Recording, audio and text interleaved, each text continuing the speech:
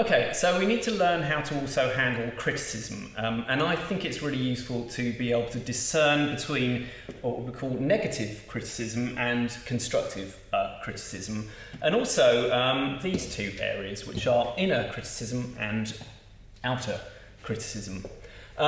Once we've understood a little bit about what kind of criticism we are dealing with, what I want to show is a few techniques just to help you deal with criticism if it is problematic and is having an impact on you. So first of all, let's just go around this little grid here. Inner criticism basically is your own internal voice, and probably the worst critic of anyone is yourself.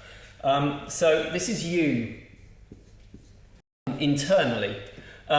People tend to be very, very hard on themselves. So when they do a bad performance, for example, I know many people that will just rattle around the actual mistake they made. They won't even focus on what went well.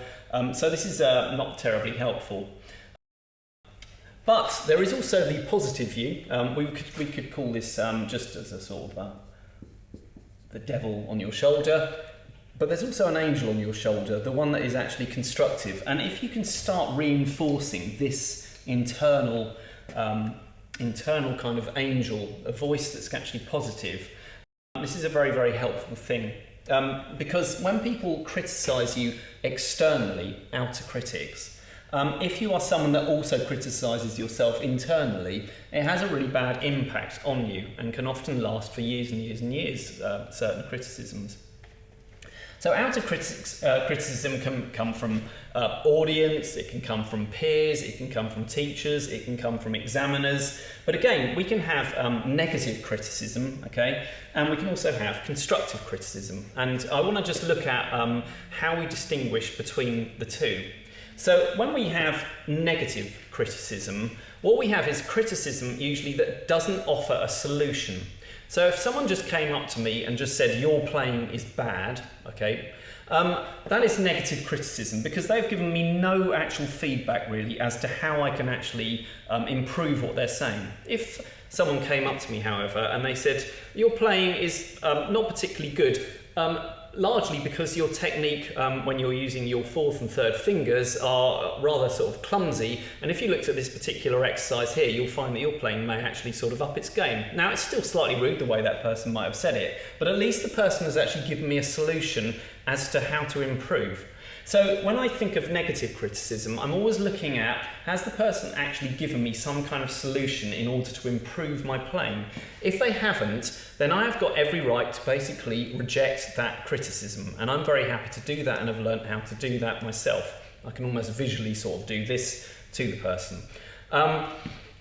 If you want a particular technique about someone coming up to you and criticising you negatively, one of the useful ways is, rather than arguing with the person, is to simply say, that's right. The reason you can say that's right, and it's quite a useful technique, is a kind of verbal aikido or jiu-jitsu where we're basically giving them absolutely nothing to work off after that. If someone says your playing is very bad and I simply say that's right, they can't really come back with much more. So I quite like that technique myself. If you're kind of brave enough to use it, the that's right is a good one to deal with people that are in your face giving you criticism. Constructive criticism is obviously the opposite. Now, we want to try to do as much as we can to be constructive with ourselves when we're actually giving self-talk. So I think there's a number of good sort of phrases. I'll handle it is a good phrase to use. Brené Brown is a great talker on shame and vulnerability, and you should always check out her TED Talks and her books. But one of her catchphrases is I'm enough, I am enough. This is a really good kind of phrase, a positive phrase. But there's all sorts of ways of creating kind of positive self-talk and discerning when you're actually just being negative with yourself without offering solutions.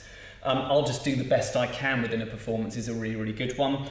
And if I've finished a performance, I always ask myself, what was good about that performance, first of all? So even if it went wrong, I will ask myself and look at, if I'm starting to go into my negative, oh, that went wrong, what do they think of me? I won't do that.